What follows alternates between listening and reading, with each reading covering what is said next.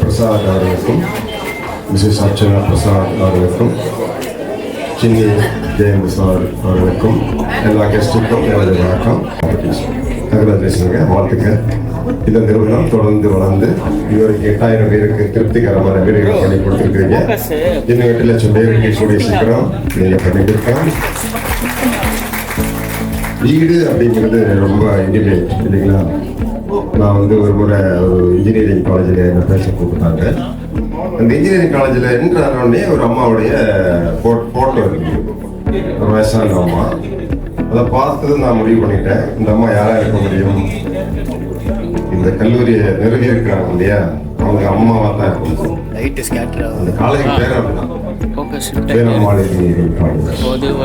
நான் உள்ள போனோன்னா கேட்டேன், யார் சார் வெளியே ஒரு அம்மா ஃபோட்டோ வச்சுருக்கீங்க அப்படின்னு கேட்டேன். அவர் சொன்னார், நீங்கள் என்னை பெற்ற அம்மா தான், அவங்க ஒரு சாதாரண ஆயாவாக தான் இருந்தாங்க.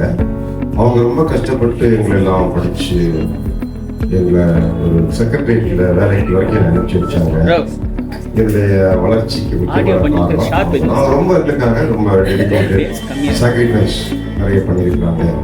எனவே தான் நான் ஒரு இன்ஜினியரிங் காலேஜ் ஆரம்பிக்கும் போது அது அங்கே அம்மா பேரில் தான் ஆரம்பித்தேன். எந்த காலேஜ்லேயுமே எங்கள் அம்மாவுடைய ஃபோட்டோவோ இல்லாட்டி ஒரு ஸ்டாச்சுவோ அந்த காலேஜுக்கு முன்னாடி இருக்கும் அப்படின்னு சொன்னார். நான் யோசிச்சு பார்த்தேன், எங்கள் அம்மா இதோட பயங்கரமான டெடிகேஷன், சாக்ரிஃபைஸ் பண்ணாங்க. அவங்களுக்கு தான் என்ன தான் பண்ணியிருக்கேன், அலைஞ்ச விடுங்க, ஒரு ஸ்கூலாவது கட்டியிருக்கேன். நான் அதுவும் கிடையாது, ஒன்றுமே இல்லை. எங்கள் அம்மாவுக்கு நான் ஒன்றுமே பண்ணலை அப்படின்னு நினச்சிருக்கும் போது தான் நான் சென்னையில் வீடு கட்டிட்டு இருந்தேன். போலீஸ் டிபார்ட்மெண்ட்டில், கவர்மெண்ட் டிபார்ட்மெண்ட்டில் அவங்களுக்கு தெரியும், வீட்டெல்லாம் சாதாரண கட்ட ரொம்ப கஷ்டம். யார் வீடு சாமி இருக்காங்களோ அவங்க தான் உண்மையான ஆஃபீஸர் சொல்ல முடியும். அப்படிதான் அதை எங்களுக்கு கவர்மெண்ட்லேயே இடத்த கொடுத்துட்டாங்க. அது ஒரு 3 வருஷம் வீடு கட்டலைன்னா திருப்பி எடுத்துருவோம்னு சொல்லிட்டாங்க. அதனால லோன் அப்ளை பண்ணி அப்படி இப்படின்னு சொல்லி வீடு கட்டேன். ஸோ எங்கள் அம்மா சந்தோஷப்படுத்தணும் அப்படின்னா எனக்கு ஒரே வழிதான், அந்த வீட்டுக்கு அம்மாவுக்கு டைரக்ட். ஸோ நான் என்ன பண்ணேன், வீட்டுக்கு முன்னாடி ஒரு போர்டு வச்சேன், ரத்னா. எங்கள் அம்மா ரத்னா. எங்கள் அம்மா நான் சொல்லவே இல்லை, ஆனால் வீடு கிரகப்பிரவேசம் அப்படின்னா நான் பெரிய அளவில் பொதுவாக மக்கள் ரொம்ப சந்தோஷமா கிரகப்பிரவேசம் எல்லா நண்பர்கள் உறவினர்கள் நேற்று கூட அக்கா ஃபோன் பண்ணுறான், அந்த மாதிரி என் ஃப்ரெண்டுக்கு வீடு கிரகப்பிரவேசம் நீ போறியா அப்படின்னு கேட்குறாங்க. ஏன்னா மக்களுக்கு கிரகப்பிரவேசம்னா ஃப்ரெண்ட்ஸ் ரிலேஷன்ஸ் கிடைக்கும், அதுக்கு கொஞ்சம் நேரம் இல்லை அப்படின்னு சொன்னேன். அப்போ எங்கள் அம்மாட்ட தான் இந்த மாதிரி வீடு கட்டியிருக்கு, நீங்கள் தான் இனாகிரேட் பண்ணணும் அப்படின்னு சொன்னேன்.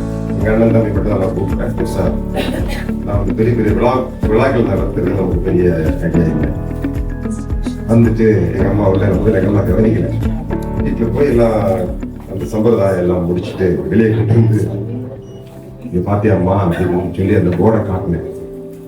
அம்மாவுக்கு புரிஞ்சு போச்சு. எங்கள் அம்மா 7ஆம் கிளாஸ் தான் படிச்சிருக்காங்க, ஆனால் இன்டெலிஜென்ஸ் கோஷன் ஐக்கியம் ரொம்ப அதிகம். பார்த்த உடனே பையன் வீடு கட்டிட்டு வீடுக்கு ஏன் பேரையும் போட்டிருக்கான்னு சொல்லிட்டு எங்கள் அம்மா கண்ணில் கண்ணீர் கொடுத்தது. பெரிய கஷ்டமான சூழ்நிலையை கூட எங்கள் அம்மா அழுது நான் பார்த்ததே கிடையாது. ரொம்ப கடினமான சூழ்நிலை, அதெல்லாம் எங்கள் சொல்ல முடியாது, புத்தகத்தை எழுத முடியும். எங்கள் வீட்டில் 8 பேர் விவசாயம், நாங்களே விவசாயம் பண்ணி நாங்களே சாப்பிடுவோம், நாங்களே விவசாயம் பண்ணி நாங்களே கொண்டு போய் அந்த மார்க்கெட்டில் பொருட்களை வச்சு தான் ஸ்கூல் காலேஜ் ஃபீஸே கட்டுறோம். அப்படிதான் நாங்கள் படித்தோம். எங்கள் அம்மா ஏன் எங்களுக்கு வீடே கிடையாது. நாங்கள் பிறந்து வளர்ந்ததெல்லாம் குடும்ப வீடு, ஒரு வீட்டில் 5 குடும்பம். அப்படி எப்போ இருக்குன்னு யோசிச்சுப்பாங்க, ஒரு வீட்டில் 5 ஃபேமிலி குடும்ப வீடு. ஜாயிண்ட் ஃபேமிலினா ரொம்ப நன்மைக்கு உயர்வாக பேசுவாங்க மக்கள். அந்த ஆட்கள் போயிட்டு தான் அவங்களுக்கு தெரியும். தனியாக ஒரு மனிதனுக்கு வீடு வாங்கும்போது ரொம்ப முக்கியம். எங்கள் அம்மா சொல்லுவாங்க, தனி விளையினாலும் எரி விளையினாலும் தனி விளையின்னு சொல்லுவாங்க. அதாவது சின்ன வீடாக இருந்தால் கூட, ஒரு சின்ன சைஸில் வீடு இருந்தால் கூட சொந்தமாக குடும்பத்துக்கு ஒரு வீடுங்கன்னு சொல்லுவாங்க எங்கள் அம்மா. ஸோ அது பெரிய தேவை மக்களுக்கு. இப்போ நான் என்ன பண்ணிக்க தெரியுங்களா, எந்த 5 குடும்பங்கள் இருந்தாங்களோ அந்த வீட்டை வாங்கி எல்லாத்துக்கும் ஷேரை வாங்கி அந்த வீட்டை ஒரு பொது நூலகமாக மாறி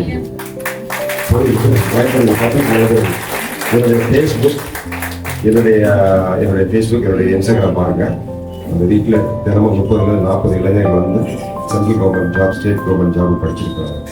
நான் பிறந்து வளர்ந்த வீடு என்ன பொறுத்தவரைக்கும் ஒரு கோயில்.